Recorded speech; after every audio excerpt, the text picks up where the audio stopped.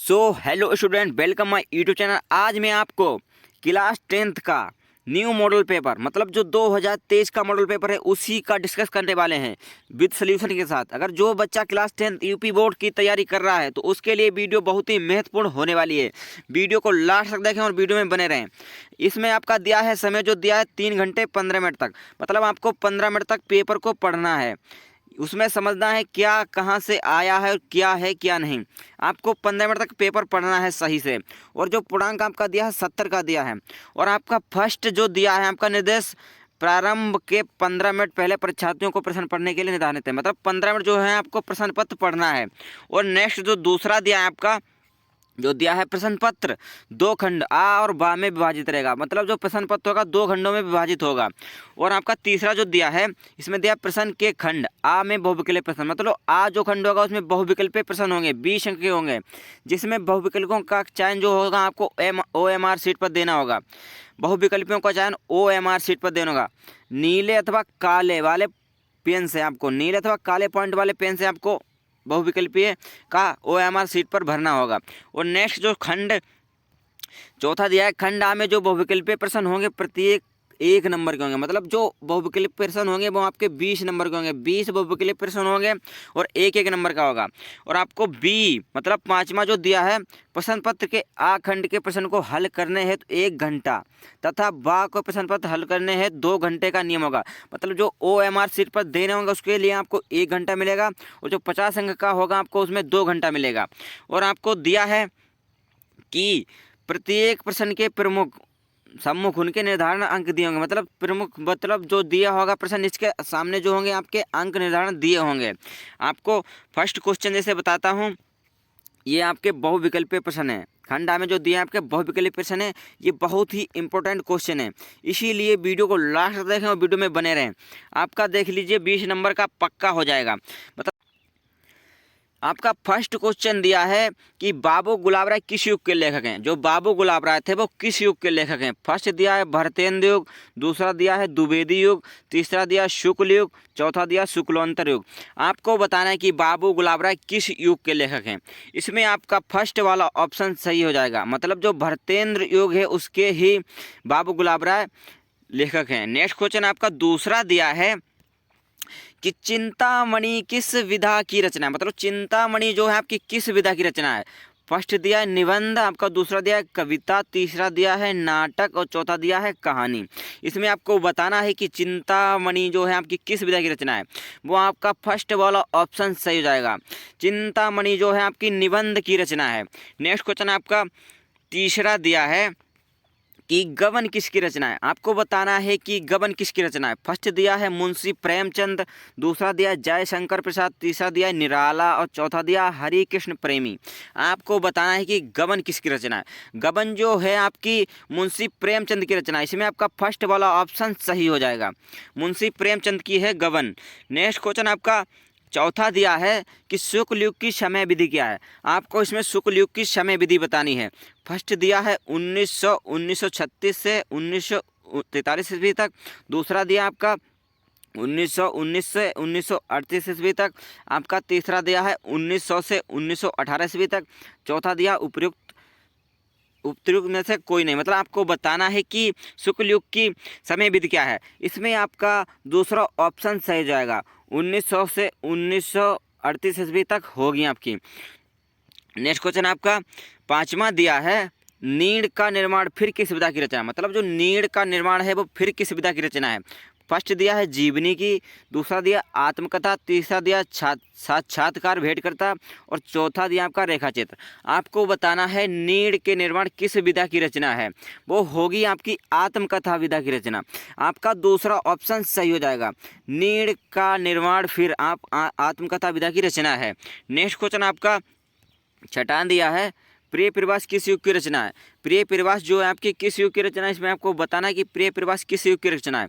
First दिया है द्विवेदी युग और दूसरा दिया है भरतेंद्र युग, आपको तीसरा दिया है प्रगतिवाद युग और चौथा दिया है छायावाद युग।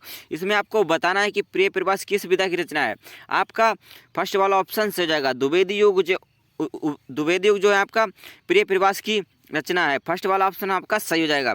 नेक्स्ट क्वेश्चन आपका सातवां दिया है कि मधुशाला किसकी रचना है। आपको बताना है कि मधुशाला किसकी रचना है। फर्स्ट दिया है रामधारी सिंह दिनकर, दूसरा दिया आपका हरियोध, तीसरा दिया हरिवंश राय बच्चन, चौथा दिया सुमित्रानंद पंत। आपको बताना है कि मधुशाला किसकी रचना है। इसमें आपका तीसरा वाला ऑप्शन सही हो जाएगा।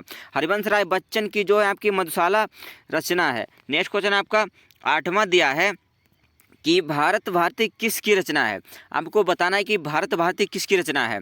फर्स्ट दिया है सियाराम शरण गुप्त, दूसरा दिया मैथिली शरण गुप्त, तीसरा दिया है जयशंकर प्रसाद, चौथा दिया है महादेवी वर्मा। आपको बताना है कि भारत भारती किसकी रचना है। आपका दूसरा वाला ऑप्शन सही हो जाएगा। मैथिली शरण गुप्त की जो आपकी भारत भारती रचना है। नेक्स्ट क्वेश्चन आपका 9वां दिया है आधुनिक काल कब से कब तक है। मतलब आपको बताना है कि आधुनिक काल कब से कब तक है। आपका फर्स्ट वाला ऑप्शन सही हो जाएगा। आधुनिक काल जो है आपका 1843 ईस्वी से अब तक चल रहा है। नेक्स्ट क्वेश्चन आपका 10वां दिया है कि मतीराम किस युग के कवि थे। मतीराम जो थे आपको किस युग के कवि थे। फर्स्ट दिया है आधुनिक काल, दूसरा दिया है आदिकाल के थे, और तीसरा दिया भक्ति काल के थे, और चौथा दिया रीतकाल थे। मतलब मतीराम जो थे आपके कौन से कवि थे। मतीराम थे जो आपके रीतकाल के कवि थे। आपका चौथा ऑप्शन सही हो जाएगा। मतीराम जो थे आपके रीतकाल युग के कवि थे।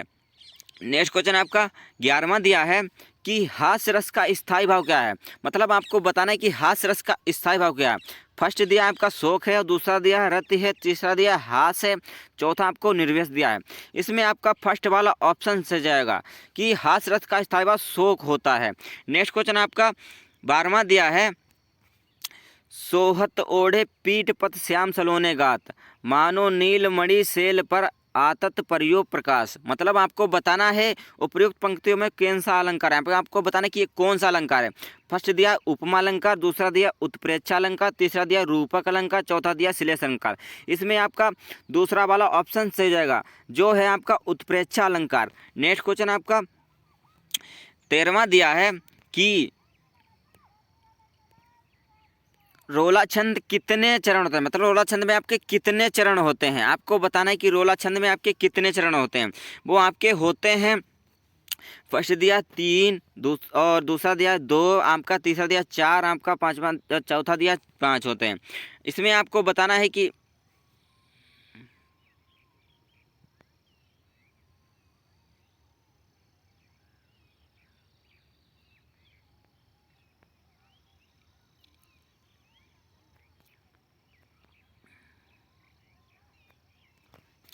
नेक्स्ट क्वेश्चन आपका 13वां दिया है रोला छंद में कुल कितने चरण हैं। आपको बताना है कि रोला छंद में कुल कितने चरण होते हैं।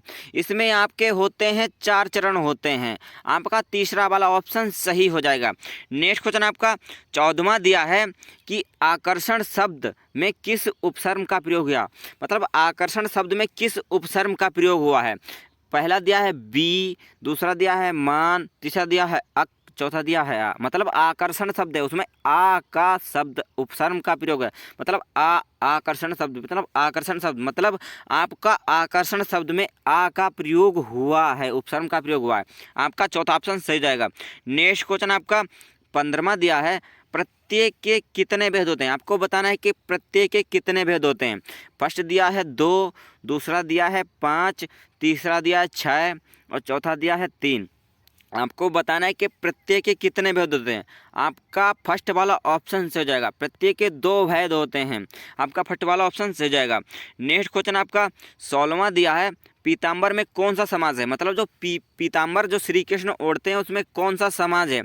वो आपका फर्स्ट दिया है कर्मधार्य, दूसरा दिया है द्वंद्व समाज है, तीसरा दिया है बहुब्रीहि समाज है, चौथा दिया तत्पुरुष समाज है। आपका इसमें तीसरा वाला ऑप्शन सही हो जाएगा। पीताम्बर में आपका बहुब्रीहि समाज है।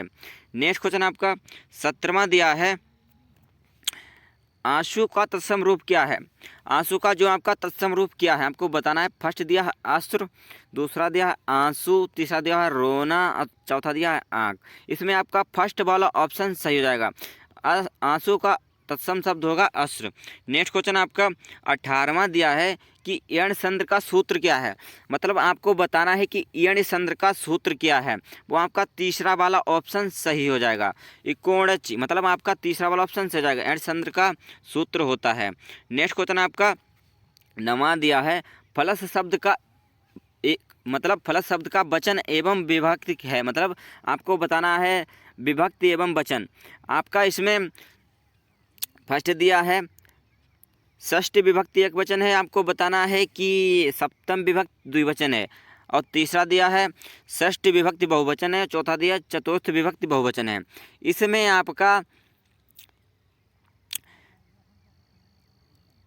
आपका फर्स्ट वाला ऑप्शन सही जाएगा, मतलब षष्ठी विभक्ति एक वचन, आपका फर्स्ट वाला ऑप्शन सही हो जाएगा। नेक्स्ट क्वेश्चन आपका 20वां दिया है अफटर धातु का वचन एवं पुरुष, आपको वचन एवं पुरुष बताना है। इसमें आपका दूसरा वाला ऑप्शन सही जाएगा, प्रथम पुरुष एक वचन, इसमें आपका दूसरा वाला ऑप्शन सही जाएगा। ये आपके 20 नंबर क्लियरली पक्के हो चुके हैं।